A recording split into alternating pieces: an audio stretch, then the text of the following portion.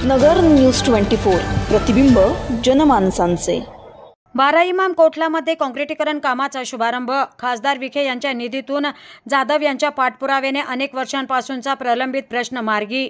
सर्वधर्मीय भाविकांच्या आस्थेचा विषय असल्याने या कामात कुणीही राजकारण करू नये। सचिन जाधव।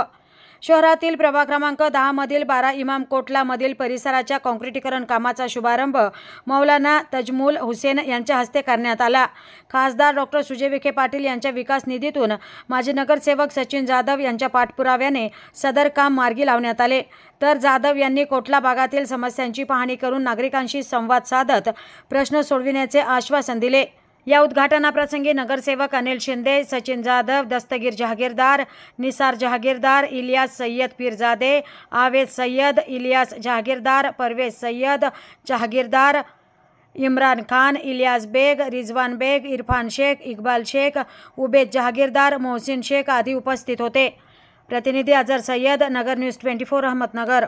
आज या प्रभाग क्रमांक 10 मधील कोटला परिसरामधील मोठे बारीवाम समोरील जो परिसर आहे, आपण पाहतोय की डांबरीकरण असतं, तात्पुरतं डागडुजी दरवर्षी मोहरमच्या वेळेस होत असते, पण खऱ्या अर्थानं या ठिकाणी कामं व्हावी या येथील नागरिकांची आणि सर्व नगरवासियांची एक आस्थेचं स्थान असल्यामुळं या ठिकाणी गरज होती।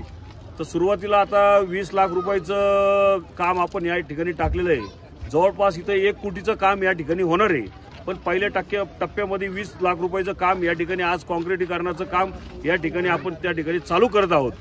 खऱ्या अर्थानं आपण पाहतोय की महाराष्ट्रामध्ये शिवसेनेची सत्ता आली, एकनाथ शिंदे साहेब त्या ठिकाणी आले, त्यांच्या माध्यमातून आणि खासदार विखे साहेबांच्या माध्यमातून या ठिकाणी आपल्याला हा निधी प्राप्त झालेला आहे। आणि सगळ्यांच्या आज महायुतीमध्ये आमदार असतील, खासदार असतील, सगळ्यांना धरून या ठिकाणी कामाचं नियोजन केलं जाईल। आणि या कामासाठी म्हणजे हे देवस्थानचं काम आहे, या ठिकाणी कोणत्याही प्रकारचं राजकारण इथं यायला नको, त्या पद्धतीने या ठिकाणी काम केलं जाईल। आणि येत्या काळामध्ये आमच्या कोटलावासियांनी आमच्यावर जे विश्वास दाखवलेला आहे आणि त्यांनी आम्हाला जे भरभरून प्रेम दिलं होतं, त्यांना जे आम्ही शब्द दिले होते ते शब्द आम्ही पुरे करण्यासाठी आम्ही कटिबद्ध आहोत। आणि त्यानंतर या ठिकाणी झाडं लावून एकदम वेगळ्या पद्धतीचं की इथलं चेहरा मोहरा बदलण्याचा आमचं या ठिकाणी मानस आहे। एवढंच बोलतो आणि थांबतो। जय हिंद, जय महाराष्ट्र। नवीन बातम्या आणि ताज्या घडामोडींसाठी आजच आपल्या चॅनलला सबस्क्राइब करा।